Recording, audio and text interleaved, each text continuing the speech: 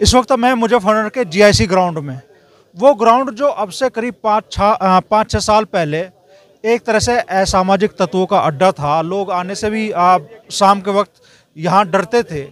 आज वो ग्राउंड भव्य रूप में लोगों के सामने है और बड़ी तादाद में शहर के हजारों लोग यहाँ सुबह शाम घूमने के लिए आते हैं।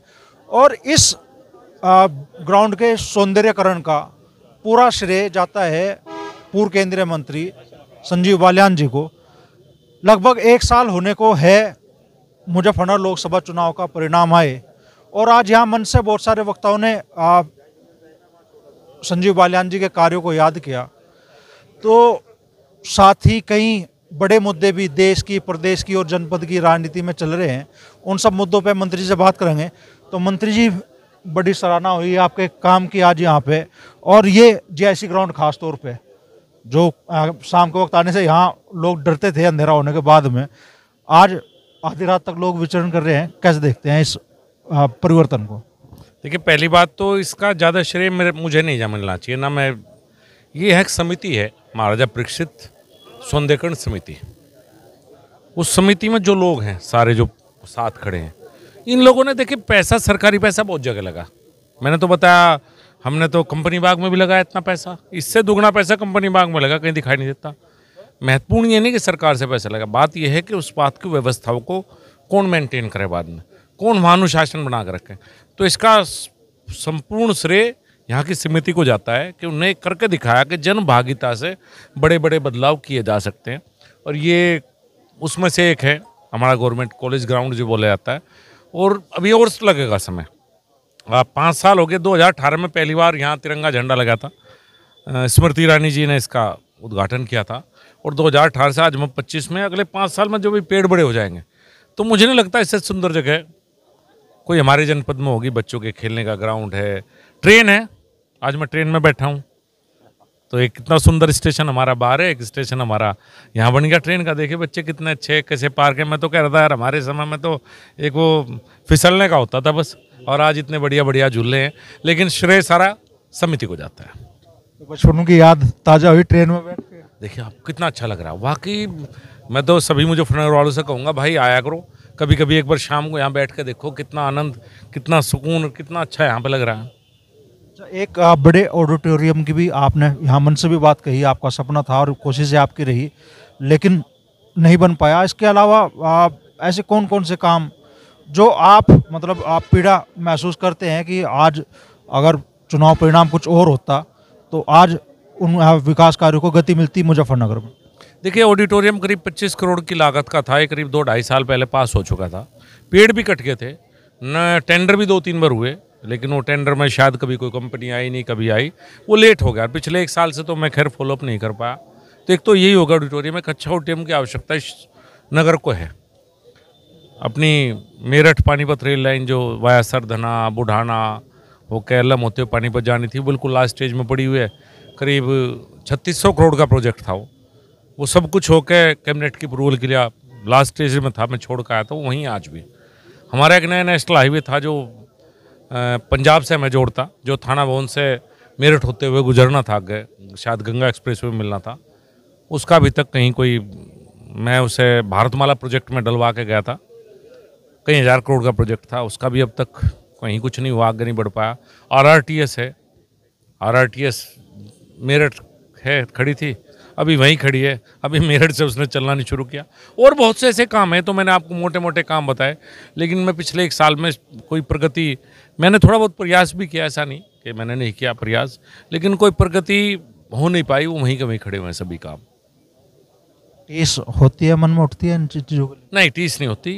लोगों ने मुझे 10 साल दिए। साल तो एक संख्या है, हो सके 15 होते, 20 होते, 25 होते, ये तो एक दिमागी हुआ है। मुझे जो समय मिला 10 साल मुजफ्फरनगर ने की जनता ने दिया, उस 10 साल में मैंने दिल से काम किया। मुझे कोई ऐसा नहीं कि उस 10 साल में मैंने मेहनत ना की हो। ये सब जानते हैं कि मैंने पूरे दिल से, पूरी मेहनत से काम किया और बहुत कुछ इस जनपद में बेहतर हुआ इन 10 सालों में। तो मैं अपने काम से संतुष्ट हूँ। वो जनता का फैसला था। हाँ, ये जरूर है कि काम हो जाए तो जनपद के लिए और बेहतर है। अब पिछला 1 साल जो गया, करीब 1 साल होने को, इसमें मैं भी इतना ध्यान नहीं दे पाया अलग अलग कारणों की वजह से। अब अगले 1 साल मैं भी कोशिश करूँगा कि इन कामों में थोड़ी सी आगे बढ़ोतरी हो।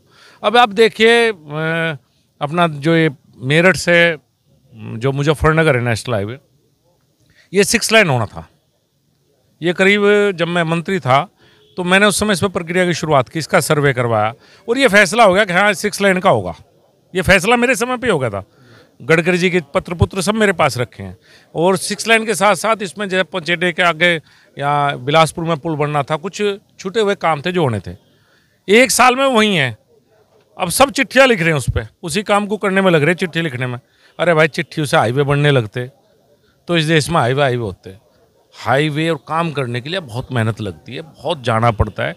एक बहुत अच्छी सोच होनी चाहिए, एक आपका दबाव होना चाहिए, आपका वजूद होना चाहिए, जब भी आप काम लेकर आ पाओगे। ऐसे नहीं हो पाते। अब उन्हीं चीज़ को चिट्ठी लिख कर कहना हो रहा, तो ये चीज़ें है भी कई बार लगाती है। लेकिन मैं अपने काम से 10 साल मुझे दिया मौका, मैंने अच्छे किए। अच्छा, सांसद हरेंद्र मलिक जी से हमने सवाल किया कि भाई 1 साल की उपलब्धि आप कैसे जनता के बीच में लेकर जाओगे। उन्होंने कहा कि भाई हमने तो जो वादे के थे लगभग सारे पूरे कर दिए, अहंकार हमने ख़त्म कर दिया, जनप्रतिनिधि का सम्मान हमने बहाल कर दिया, ग्राम प्रधान बीडीसी अब सब फ्री है, अब पुलिस थानों में फ़ोन नहीं जाते, फलाने का इलाज कर दो। तो उनकी उपलब्धियाँ ये है, क्या कहना चाहेंगे जो उन्होंने बताई? अब जब सोच ही ऐसी है, अब आप गांव में जाइए, गांव प्रधानों से पूछो कि कितना सहयोग मेरी तरफ से मिलता था। कहीं जिला पंचायत से काम था उन तक करवाता था, कहीं ब्लॉक से, कहीं CSR फंड से, अलग अलग। मुझे लगता है कि मुझे 5 करोड़ सांसद निधि थी 1 साल की। 50 करोड़ तो मैं हर साल CSR फंडिंग से लेकर आता था। वो कहाँ लगते थे? गांव प्रधान या जनप्रतिनिधि या BDC उनके कहने से तो लगाता था। और अगर किसी ग्राम प्रधान को कोई दिक्कत थी, किसी को CDO से दिक्कत है, यहाँ सबसे ज़्यादा CDO से दिक्कत रहती है, आप पूछना। हिम्मत नहीं थी मेरे सामने कि जनप्रतिनिधि का अपमान को अधिकारी कर सके। और आज के दिन क्या हालत है, किस दिन किसी प्रधान से उसकी पीड़ा पूछो कि अब तो उसे BDO भी धमकाने लगा। CDO तो छोड़ो, BDO भी आड़, मेरे सामने नहीं हिम्मत थी। अब वो इस बात से खुश हैं तो मैं क्या कह सकता हूँ। और इसे उपलब्धि मानते हैं तो मेरा प्रणाम है उन्हें, महान नेता है वो। राणा सांगा जी को लेकर जो देश की राजनीति में बड़ा विवाद छिड़ गया है, उसे किस तरीके से देखते हैं आप? गलत बात है। इस तरह से जो इतना महान योद्धा रहा है उसके बारे में जो बात समाजवादी पार्टी सांसद के द्वारा कही गई, पहली बात तो बहुत गलत है। और कई बार हम कुछ बोल देते हैं, गलती से हो जाता। अगर वो ये भी कह देते कि मेरे से गलती हुई है, मुझे ऐसा नहीं बोलना चाहिए था, तो भी बात समाप्त हो जानी चाहिए थी। क्योंकि कई बार आदमी गुस्से में या जल्दबाजी में कुछ बोल देता है उसने, लेकिन उन्होंने ये भी नहीं किया। उनके नेता से उम्मीद थी, अखिलेश यादव जी से, कि अखिलेश यादव जी कहेंगे नहीं बहुत गलत बात है, आपको ऐसा नहीं बोलना चाहिए। अखिलेश यादव जी नहीं बोला, उनके सांसद और विधायक बोलने के लिए तैयार नहीं कि इन्हें गलत बोल रहा है। अपना बचाव तो सब करने में लगे, लेकिन कोई गलत को गलत कहने के लिए तैयार नहीं। ये कैसी पार्टी है, ये कैसी सोच है कि इतने महान योद्धा के बारे में आप ऐसी बात कर रहे हैं और फिर उसे जाति पे लेके जाते हैं। अरे भाई, राणा सांगा हमारे भी थे, वो सर्व समाज के थे। वो तो दुर्भाग्यपूर्ण था अगर बाबर के साथ युद्ध में राणा सांगा ना हारते उस युद्ध को, जो आखिरी युद्ध था उससे पहले वो कोई युद्ध नहीं हारे थे, तो मुगल ना आते और इस देश की तस्वीर कुछ दूसरी होती। फिर तो राणा सांगा ही राज कर रहे होते, मुगल थोड़ा आते। तो एक युद्ध से पूरे देश की तस्वीर बदली। लेकिन उससे पहले उन्होंने इतने युद्ध जो जीते, जो उनका पराक्रम था, उसको पराक्रम को मानने के बजाय आप इस तरह की बातें कर रहे हैं तो वाकई दुखद है। और बहुत ही ये समाजवादी पार्टी की मानसिकता दर्शाती है। इन्होंने चुनाव से पहले प्रयास किया कि जातियों में हमें बांटने का, और बांटने के बाद अब दोबारा प्रयास कर रहे उन्हीं जातियों को आपस में लड़ाने का, इस तरह का। तो समाजवादी पार्टी की मानसिकता इसी तरह की है। सलमान खान की घड़ी में हनुमान जी की तस्वीर आ गई, राम मंदिर की तस्वीर आ गई, वो भी विवाद का विषय बन गया। मौलवी उस पर तरह तरह की टिप्पणी कर रहे हैं, विवाद का विषय बन गया। ऐसा कैसे कहेंगे? अरे सलमान खान की तो माँ हिंदू है, हमने तो कोई विवाद नहीं किया कि एक मुस्लिम से शादी कर ली। सलमान खान की माँ हिंदू है तो कम से कम उसके अगर वो फोटो रखना चाहते तुम्हें क्या प्रॉब्लम? इन्हें तो हर चीज़ में दिक्कत है। कोई भी अच्छी बात पता नहीं क्या हो जाए तुरंत फतवा जारी कर देते। कोई भी अच्छी सोच के साथ ये लोग क्यों ऐसा करते हैं, मैं नहीं समझ पा रहा हूँ। तो नगर पालिका चेयरमैन मीनाक्षी स्वरूप जी भी हमारे साथ में है। मीनाक्षी जी, आज आपने मंच से कहा कि मंत्री मैं तो पूर्व कह नहीं सकती, मेरे तो मंत्री कहने को मन करे, तो मंत्री जी के कार्यकाल को कैसे याद करती हैं आप?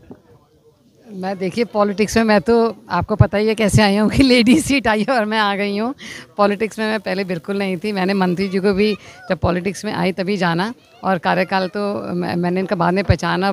बहुत ही अच्छा, मतलब जितने काम मैं अब इनका कह सकती हूँ इतने काम उन्होंने करे हैं। और अगर ये अब हमारे साथ होते, ट्रिपल इंजन की सरकार अगर होती तो बात ही कुछ और होती। तो यहाँ जीआईसी ग्राउंड के लिए क्या बड़े ऐलान आपने किए यहाँ जबन से?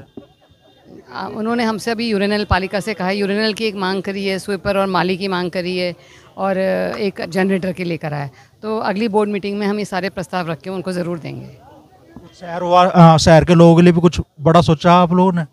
मतलब कुछ नए प्रोजेक्ट जो आप चाह रही हो, या आप शहर के लिए कुछ विशेष योजना आपकी?